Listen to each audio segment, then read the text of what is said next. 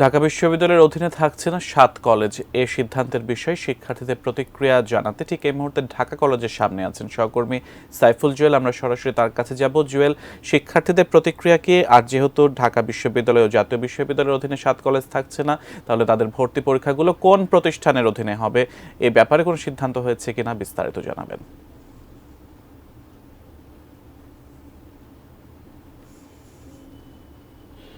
রেজওয়ান, আমি ঢাকা কলেজের মধ্যে আছি এখন। কিছুক্ষণ আগে আপনি বলছিলেন যে ঢাকা কলেজের অধ্যক্ষ তিনি সংবাদ সম্মেলন করেছেন। আসলে এই মুহূর্তে যদি বলতে হয়, তিনি আমাদের সাথে গণমাধ্যম কর্মীদের সাথে কথা বলে তিনি অডিটোরিয়ামে আছেন, শিক্ষার্থীদের সাথে কথা বলছেন এবং সেখানে ঢাকা কলেজ সহ ৭ কলেজের শিক্ষার্থী প্রতিনিধিরা সেখানে তার সাথে মতবিনিময় করছেন। মূলত এই মতবিনিময়টা হলো যে দুপুরে ঢাকা বিশ্ববিদ্যালয়ের রেজিস্ট্রার্ড কার্যালয়ে তিনি সহ ৭ কলেজের শিক্ষা প্রদান যারা ছিলেন তারা ঢাকা বিশ্ববিদ্যালয়ের সাথে আলোচনা করে একটি সিদ্ধান্তে পৌঁছেছেন যে ঢাকা বিশ্ববিদ্যালয়ে অধিভুক্ত থাকছে না ঢাকা কলেজ সহ ৭ কলেজের শিক্ষা প্রতিষ্ঠানগুলো। এবং অন্যদিকে যেটি জানাতে চাই, এবং একইভাবে জাতীয় বিশ্ববিদ্যালয়ের অধীনেও কিন্তু অধিভুক্ত থাকছে না ঢাকা কলেজ সহ ৭ কলেজ। তো এ অবস্থায় আসলে পরিবর্তন বা সামনের দিনগুলো আসলে কি হবে তাই জানার জন্য আমরা অধ্যক্ষ মহোদয়ের কাছে এসেছিলাম এবং তিনি আমাদেরকে জানিয়েছেন সানবিট সব দিবে সামাল।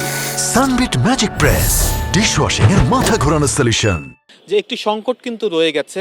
সেই সংকটটি হলো যে আগামী শিক্ষাবর্ষে যারা ভর্তি হবে, অর্থাৎ সামনের শিক্ষাবর্ষে যারা প্রথম বর্ষে ভর্তি হতে ইচ্ছুক, এই ৭ কলেজের অধীনে তারা কোন 7 কলেজের অধিভুক্ত ঢাকা বিশ্ববিদ্যালয় যেহেতু থাকছে না, অন্যদিকে জাতীয় বিশ্ববিদ্যালয় থাকছে না, এই ৭ কলেজের অধিভুক্ত বা যারা ভর্তি হতে চান তারা আসলে কিভাবে ভর্তি প্রক্রিয়ায় অংশ নেবেন, কলেজের অধিভুক্তিতে থাকবে কিনা বা আলাদা স্বতন্ত্র কোনো শিক্ষা প্রতিষ্ঠান তৈরি হবে কিনা, সেই বিষয়গুলো নিয়ে আমরা জানতে চেয়েছিলাম। তবে সেক্ষেত্রে অধ্যক্ষ মহোদয় আমাদেরকে কোনো প্রশ্নের জবাব দিতে পারেননি। কারণ হিসাবে তিনি বলছেন বিশ্ববিদ্যালয় মঞ্জুরি কমিশন এ ব্যাপারে সামগ্রিকভাবে সিদ্ধান্ত নেবেন এবং বিষয়গুলো যেহেতু এখনও প্রাথমিক পর্যায়ে রয়েছে, তো সেই বিষয়গুলো জানাতে তার পক্ষ থেকে তিনি সময় নেবেন। তবে এর আগ পর্যন্ত শিক্ষক এবং শিক্ষাবিদরা যারা রয়েছেন তাদের পরামর্শ অনুযায়ী এই ভর্তি কার্যক্রম প্রক্রিয়া চলতে পারে বলে তিনি আমাদেরকে জানিয়েছেন।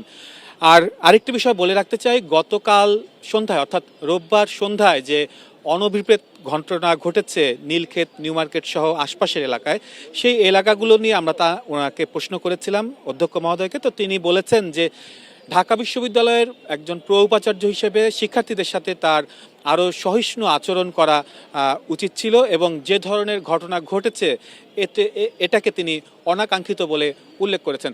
তো সামগ্রিকভাবে বলা যায় যে এখন যেহেতু শিক্ষার্থী প্রতিনিধি এবং শিক্ষার্থীদের সাথে অধ্যক্ষ মহোদয় আলোচনা করছেন অডিটোরিয়ামে, তো আলোচনার পরে আসলে শিক্ষার্থীরা তাদের যে দাবি দাওয়াগুলো পরিপূর্ণভাবে বাস্তবায়িত হয়েছে কিনা সেই বিষয়গুলো নিয়ে তারা বলতে পারবেন। আমরা গণমাধ্যম কর্মীরা অপেক্ষা করছি তাদের প্রতিক্রিয়া নেওয়ার জন্য। সবশেষে একটি বিষয় বলে রাখতে চাই রেজওয়ান, যে বিষয়টি আমি স্কিপ করে গিয়েছিলাম, যে গতকাল ঢাকা বিশ্ববিদ্যালয়ের উপাচার্যের আচরণের কারণে যে ঘটনা এবং সাংঘর্ষিক পরিস্থিতি তৈরি হয়েছিল, সেই প্রেক্ষিতে ৭ কলেজের শিক্ষার্থীরা কিন্তু তার অপসারণ বা পদত্যাগ চেয়েছিলেন। সেই ব্যাপারেও কোনো সিদ্ধান্ত কিন্তু দুপুরের যে বৈঠক হয়েছিল সেই ব্যাপারে কিন্তু এখনও কোনো সিদ্ধান্ত আসেনি। অধ্যক্ষ মহোদয় আমাদেরকে যেটি জানিয়েছেন যে এই বিষয়ে সিদ্ধান্ত নেওয়ার জন্য সংশ্লিষ্ট শিক্ষা প্রতিষ্ঠান সেই ব্যাপারে নীতিগত সিদ্ধান্ত জানাতে পারবে। সেখানে ঢাকা কলেজের বা ৭ কলেজের শিক্ষক প্রতিনিধি যারা আছেন তাদের কোনো ভূমিকা রাখার সুযোগ নেই। তো এই ছিল আমার কাছে সবশেষ অবস্থা।